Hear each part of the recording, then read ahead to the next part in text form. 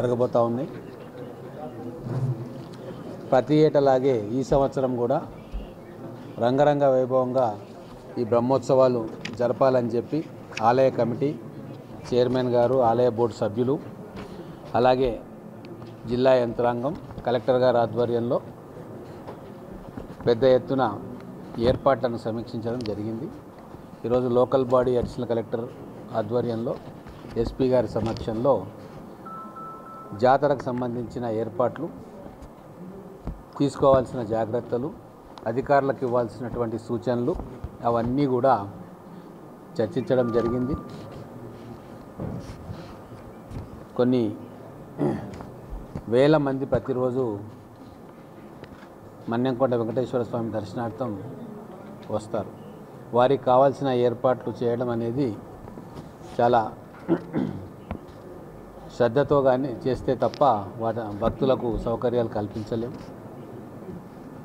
పోయినసారి కురుమూర్తి జాతర సందర్భంగా ముఖ్యమంత్రి గారు కూడా వచ్చి కురుమూర్తి స్వామిని దర్శనం చేసుకున్నారు.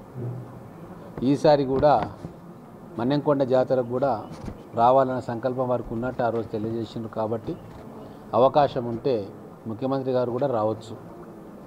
కాబట్టి అధికార యంత్రాంగం అందరూ కూడా అప్రమత్తతో ఉండి అన్ని రకాల ఏర్పాట్లు కూడా చేయాలని చెప్పి మీటింగ్లో డిస్కషన్ జరిగింది.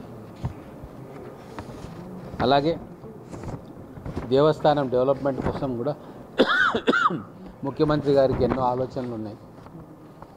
ఒక స్పెషల్ టీంని పంపించి చైర్మన్ గారితో కూర్చోబెట్టి మొత్తం డీటెయిల్డ్ ప్లాన్ కూడా తీసుకొని పోయిండ్రు. రాబోయే రోజుల్లో 3-4 సంవత్సరాల్లో మన్నెంకొండ దేవస్థానాన్ని అద్భుతంగా అభివృద్ధి చేయాలని చెప్పి జిల్లా ఎమ్మెల్యేలకు, జిల్లా మంత్రులకు, ముఖ్యంగా గౌరవ ముఖ్యమంత్రి గారికి కూడా ఉంది. పోయినసారి ఏవైతే లోటుపాట్లు జరిగినాయో, పొరపాట్లు జరిగినాయో, భక్తులకు ఏమైనా అసౌకర్యం కలిగితే అవన్నీ కూడా ఈసారి ఆ లోటుపాట్లను సరిచూసుకోవాలని చెప్పి అధికారులకు సూచించడం జరిగింది. రవాణా వ్యవస్థలో అలాగే డ్రింకింగ్ వాటర్కి సంబంధించి, ఎలక్ట్రిసిటీకి సంబంధించి పూర్తి ఏర్పాట్లు కూడా చేసుకోవాలని చెప్పినాం.